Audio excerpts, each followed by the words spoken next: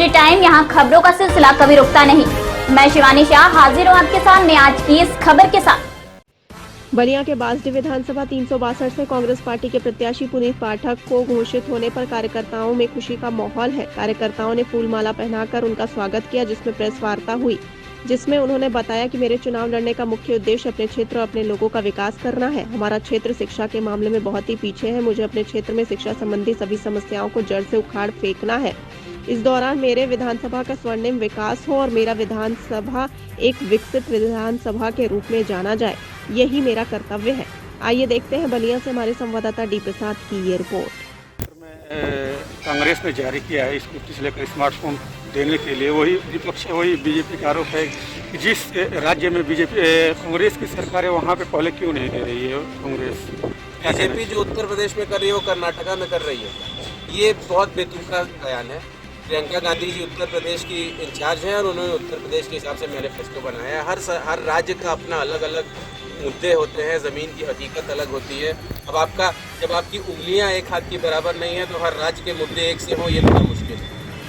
अभी आपके कांग्रेस पार्टी छोड़कर आरपीएन सिंह ने छोड़ा है, क्या कहना चाहेंगे, और बीजेपी में शामिल हो गए हैं।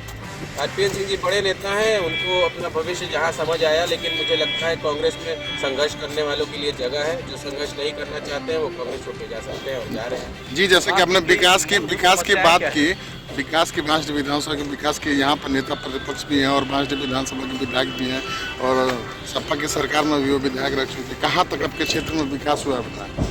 कहाँ विकास ये है कि यहाँ पे गड्ढे में रोड सड़क है, बल्कि सड़क में गड्ढा नहीं है। यहाँ के अस्पतालों में डॉक्टर नहीं है, दवाइयाँ नहीं मिलती हैं, स्कूलों के बेंच टूटे हुए हैं, बाढ़ आती है तो लोग घुटने भर पानी में पार करते हैं, सड़कों पर नाव चलती है। यही विकास राम गोविंद चौधरी जी ने पिछले 10 सालों में और 20 सालों में जो 3 बार वो विधायक रहे, 15 सालों में बांसडी को दिया है। जहाँ तक भाजपा की बात है तो भाजपा से यहाँ माननीय सांसद जी हैं, बड़े नेता हैं, यहाँ पे नेत्री जी हैं जो पिछली बार बहुत अच्छा लोगों के बीच से सपोर्ट पाई थी, लेकिन लगातार 5 साल गायब रही जनता के बीच से और बिल्कुल भी जनता की सुध लेने नहीं आते हैं। यही भाजपा का विकास। बांसडी विधानसभा के लिए आपकी पहली प्राथमिकता क्या होती है, अगर यहाँ से सेवा करने के लिए जनता आपको मौका देती है? पहली प्राथमिकता बाढ़ से छुटकारा होगा। हम लोग कोशिश करेंगे कि एक नए रिंग बांध का निर्माण हो, जिससे हमारी आंतरिक जनता को बाढ़ की समस्या से मुक्ति मिल सके। हम ये भी चाहते हैं कि आगजनी यहाँ बड़ी समस्या है। फायर स्टेशन जो बांसडी में है, कोने में है, लोगों के बीच पहुँचने में समय लग जाता है। अभी पिछले दिनों गोड़धप्पा में यहीं बगल में आग लगी थी, लेकिन जाने में समय लग गया। तो ऐसी जगह पे है कि अंदर के क्षेत्रों में नहीं पहुँच पाता है, तो एक फायर स्टेशन की व्यवस्था अंदर के क्षेत्रों के लिए हो।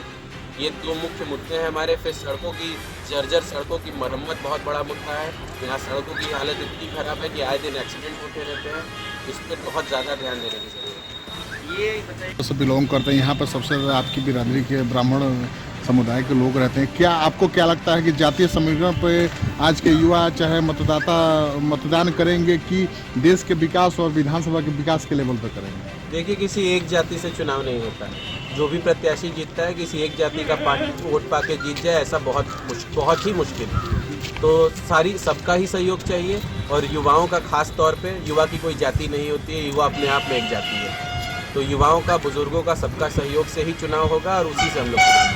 नेता प्रतिपक्ष और बांसडी विधानसभा के विधायक का कहना है कि भाजपा और सपा में लड़ाई है और तीसरा कोई नहीं है, इसको क्या मानते हैं? जब इंसान नींद में होता है तो उसको सपने देखता है, लेकिन जब आँख खुलती है तो सच्चाई सामने आती है। वैसे ही हमारे नेता प्रतिपक्ष महोदय सपने देख रहे हैं, नींद उनकी 10 तारीख को खुल जाएगी। 7 विधानसभा सीटें, इसमें से कितनी सीटों पे कांग्रेस चुनाव लड़ रही है और किन प्रत्याशियों का ऐलान हो चुका है? कांग्रेस सारी सीटों पे चुनाव लड़ रही है। अभी हमारा बलिया जनपद का एक सीट, ये बांसडी विधानसभा से घोषणा हुई है पूरी तरह जी। बाकी के जो 6 सीटें उस पर कब तक घोषणा होने की उम्मीद है? 6 सीटों पर भी काम हमारा चल रहा है। आम जन से हमारे जो न्याय पंचायत, ग्राम पंचायत के अध्यक्ष हैं, उन लोगों को फीडबैक दिया जा रहा है। कांग्रेस को कौन बेहतर लग सकता है, कैसे हमारे उम्मीदवार सत्ता के करीब और जीतने की कोशिश की गई, उनकी दिखाऊ उस तरफ हम लोग अपना सहयोग करते हैं, उसकी में लगे हैं, ऑब्जर्वर आए हैं और प्रियंका जी के नेतृत्व में और कई टीमें हमारी रिपोर्ट जा रही है, उस हिसाब से हमारा बलिया समेत पूरे उत्तर प्रदेश में इस बार 2022 विधानसभा में कितने सीट कांग्रेस इस बार जीतेगी? ऐसा है कि देखिए, आप पूरा उत्तर प्रदेश का कोरोना काल से ये हालात जानते हैं 2 वर्षों से। अगर 2 वर्षों में उत्तर प्रदेश से सड़क पर कोई संघर्ष करके दिखा है, कोई जेल जाते दिखा है, कोरोना दवा वितरण की बात हुई है प्रियंका गांधी जी के नेतृत्व में, प्रवासी मजदूरों को घर वापस कराने की बात हुई है।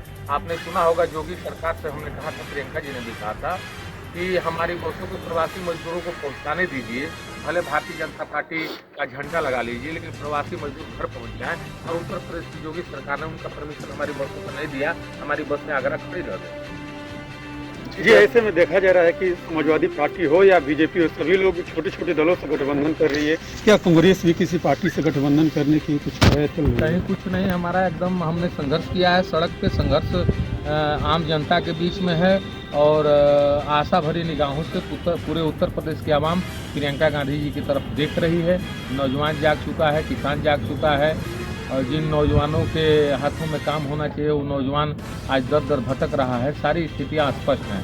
इस उत्तर प्रदेश की तानाशाही योगी सरकार भ्रष्टाचार की प्रकाष्ठा पार कर चुकी है। इस सरकार में कभी कोई विकास का काम नहीं हुआ है, सिर्फ उत्तर प्रदेश और सुदेश पैमाने पे झूठ बेचने का काम किया गया। जैसा कि ओम प्रकाश राजभर सपा से गठबंधन माननीय राम गोविंद चौधरी को समर्थन दिया। क्या मानते हैं कि 5 वर्ष का उनका कार्यकाल महाराष्ट्र के विकास के लिए कितना सकारात्मक?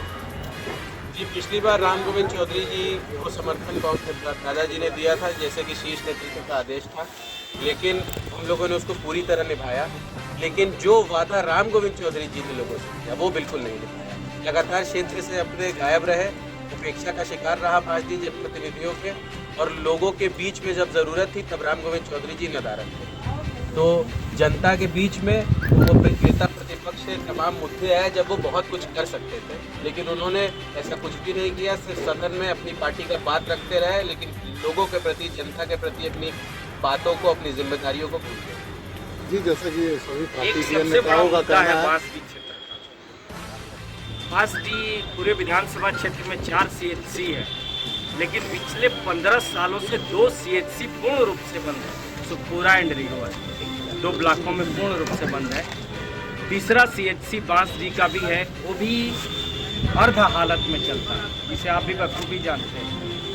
पूरे बांसडी के इलाके में एक भी बेड नहीं है जिसपे कि यदि कोई घायल भी पहुंचे तो उसका इलाज हो सके। पिछले 15 सालों से 20 सालों से ये, क्या इसके लिए आप क्या कोई मतलब संघर्ष का कोई रूप देखा? जी, या बिल्कुल, ये बहुत बड़ा मुद्दा है। जिस अगौर के CHC की बात करें, उसके लिए हम लोगों ने भी आवाज़ उठाई थी पिछले 5 सालों में।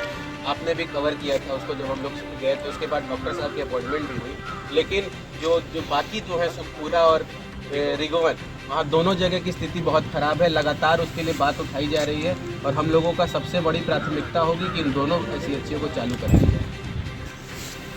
नीचे करिए तो इधर लगा दो, इधर लगा दो।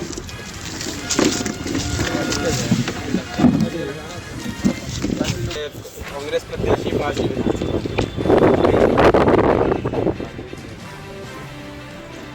क्यों आप Congress party Congress party join करने की 2 वजह है। पहली वजह यह है कि कांग्रेस मेरे घर की तरह है। मेरे दादाजी स्वर्गीय बच्चा पाठक जी ने अपनी पूरी जीवन की राजनीति कांग्रेस में ही की। कांग्रेस से एक पारिवारिक लगाव है, विचारधारा हमारी वही है। और दूसरी बात यह है कि आज प्रदेश में अगर ज़मीन पे कोई संघर्ष करता दिख रहा है तो प्रियंका गांधी जी हैं। उनकी बातों से प्रभावित होकर कांग्रेस में वैसे भी हमारा चूँकि विचारधारा एक सी है, जाना आसान था, तो प्रियंका जी के संघर्ष को देखते हुए हम लोगों ने कांग्रेस से 2022 के चुनाव में किन मुद्दों को लेकर आप चुनाव मैदान में उतरे और क्या आप हमारा मुद्दा गरीबों का, किसानों का, नौजवानों का है। गरीबों को महंगाई से मुक्ति मिले, युवाओं को रोजगार मिले, किसानों को उनका हक मिले, इस पे है। कांग्रेस के मैनिफेस्टो में है कि हम लोग किसानों का सारा कर्ज माफ़ करेंगे, कोरोना का जो बकाया है वो भी माफ़ होगा, बिजली बिल आधा होगा, उनको उचित मूल्य दिलाएंगे कि गन्ना किसानों को और धान और गेहूं के किसानों को। तमाम मुद्दे हैं। उसके अलावा हम लोगों ने महिलाओं के लिए, प्रियंका गांधी जी ने बहुत कुछ सोच रखा है। 3 गैस सिलेंडर देने की बात है, छात्राओं को स्कूटी और स्मार्टफोन देने की बात हो रही है, वीरांगनाओं के नाम पे विद्यालय खोलने की बात है। तथा हर प्रत्येक व्यक्ति को 10 लाख रुपए तक सरकारी इलाज मुफ्त कराने का वादा हमारे मैनिफेस्टो में है। जी, जहाँ तक देखा गया कि जो वर्तमान सरकार है उसने भी वादा किया था युवाओं से और सुरक्षा की बात कही थी, नौकरी की बात कही थी, कहाँ तक ये सरकार खरी उतरी है और क्या आपकी बातों पे लोग विश्वास करेंगे? बीजेपी जुमला पार्टी है, लगातार झूठ बोल के सरकार में आई है और झूठ बोल के 5 साल से लोगों को बरगला है।